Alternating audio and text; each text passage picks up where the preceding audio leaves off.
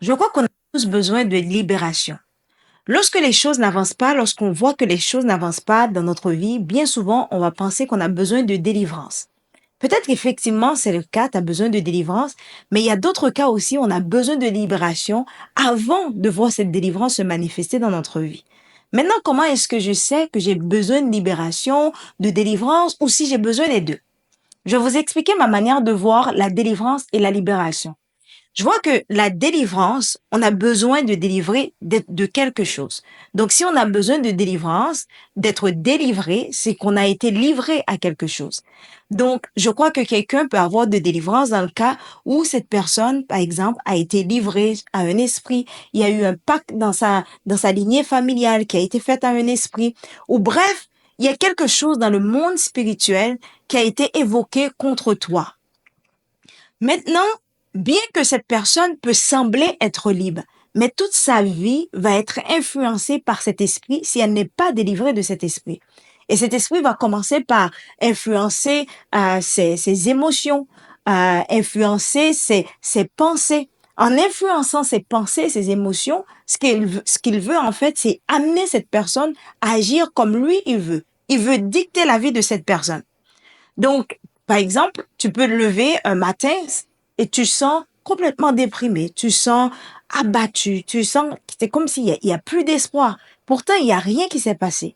Donc, ça se peut qu'il y a simplement un esprit qui essaie d'influencer tes émotions. Puis, à travers tes émotions, ça influence tes pensées et tes pensées vont t'amener à poser des actions. Par exemple, si tu sens que tu commences à développer un esprit de peur. Tu as peur de ci, tu as peur de ça, pour aucune raison. Ça se peut qu'il y a simplement un esprit de peur qui dicte ta vie afin que tu poses des actions par rapport à ce que tu ressens.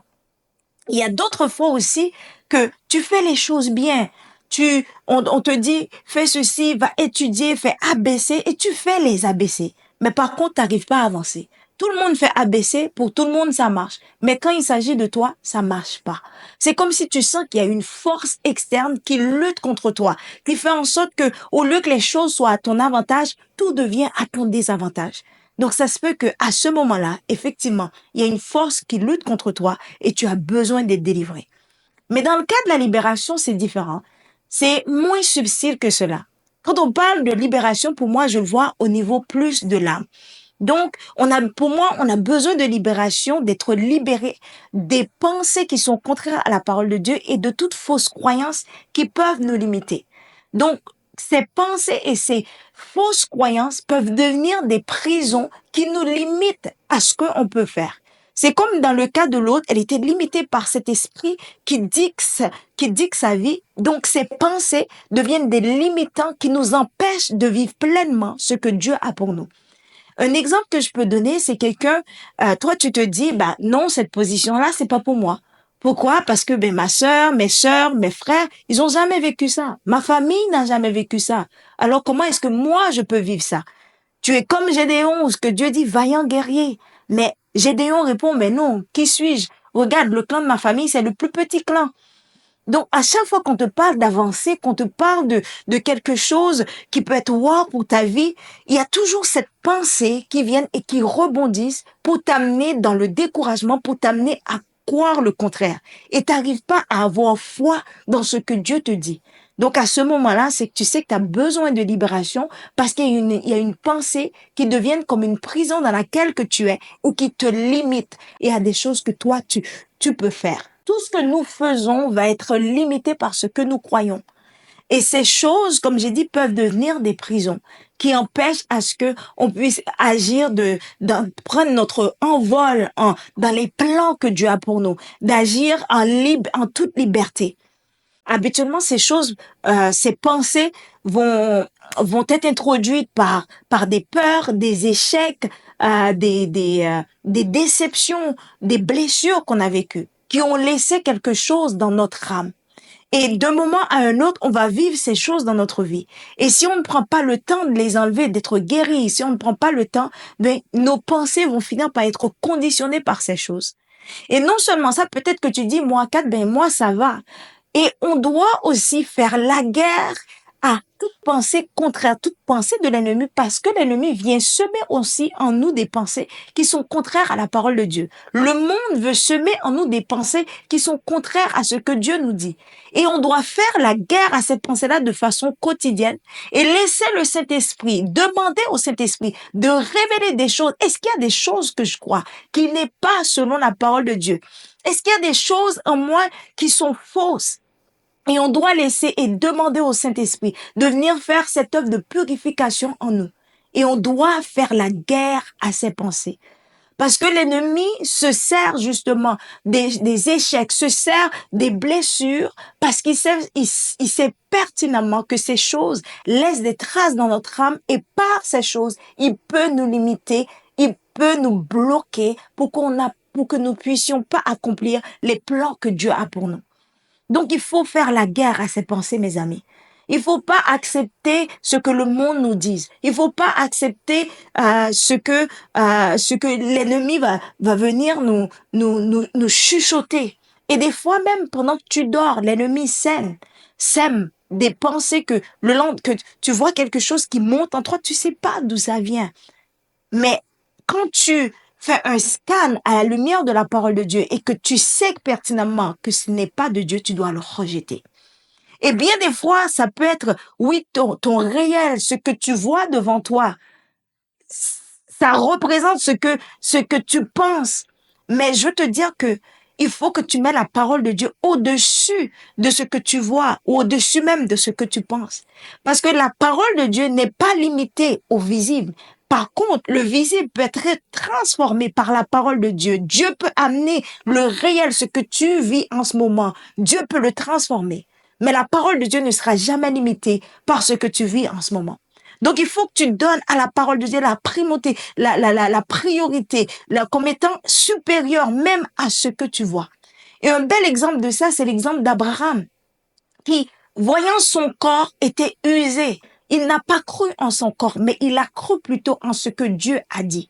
Donc, c'est de cette manière que tu dois faire la guerre à tes pensées. Même que des fois, oui, ça peut représenter ce que tu vois. Mais qu'est-ce que Dieu a dit? Qu'est-ce que la parole de Dieu a dit? Parce que c'est ces choses-là qui deviennent, comme j'ai dit, des prisons et qui nous empêchent de vivre réellement ce que Dieu a dit. Et des fois, on est là, mais Seigneur, pourquoi tu m'enlèves pas simplement dans ce que je vis? Pourquoi tu m'enlèves pas de cette situation?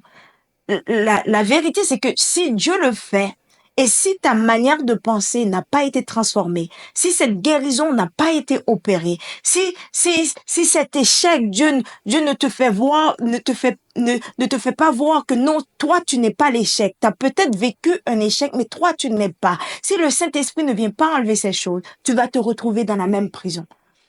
Et tant et autant que tes pensées ne sont pas transformées, dans Romains 12:2, il va dire que soyez transformés, ne vous conformez pas au siècle présent, mais soyez transformés par le renouvellement de l'intelligence. C'est simplement lorsque ton intelligence est renouvelée selon la parole de Dieu que ces choses n'auront plus le pouvoir qu'ils ont sur toi aujourd'hui. Dans quelle prison est-ce que tu es aujourd'hui? Qu'est-ce qui t'entrave aujourd'hui? Quelles sont les inquiétudes que tu as qui t'empêchent même de dormir la nuit? Quelles sont les pensées d'échec que tu as en ce moment qui disent que tu ne vas pas réussir et qui t'empêchent d'être concentré? Je sais que ce n'est pas facile parce que des fois, comme j'ai dit, on voit la réalité, on souffre, on sait qu'est-ce qu'on vit. Mais la parole de Dieu nous dit, non, voici comment je te vois, ma fille. Voici les plans que j'ai pour toi, alors que tu vois rien.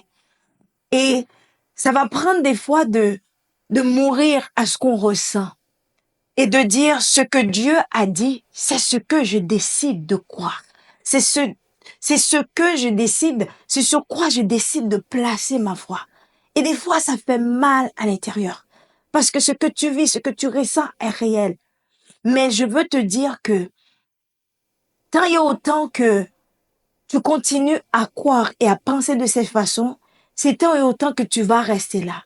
Et des fois, pour sortir de là, et pas, c'est pas des fois, non, pour sortir de là, tu as besoin de penser comme Dieu pense. Et je viens de te dire aujourd'hui, Tu peux être libre. Tu peux être libre. Arrête de courir derrière la délivrance. On peut prier pour toi. Mais si ta façon de penser, s'il n'y a pas cette guérison qui se fait, s'il n'y a pas ces choses que le Saint-Esprit doit enlever pour te permettre d'être libéré, tu vas te retrouver dans la même situation. Et peut-être que tu es à bout. Tu es à bout, tu es dans cette prison, tu veux t'en sortir. Il y a une clé pour toi. Et je viens t'apporter cette clé aujourd'hui. Cette clé, c'est la parole de Dieu. Tu as besoin d'y croire. Tu as besoin de mettre toute ta force. Tu as besoin de t'y appuyer. Et tu vas voir que ces murs vont tomber. Ces barreaux ne pourront pas te retenir parce que tu as la clé entre tes mains.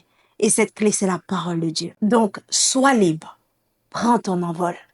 Dieu est avec toi.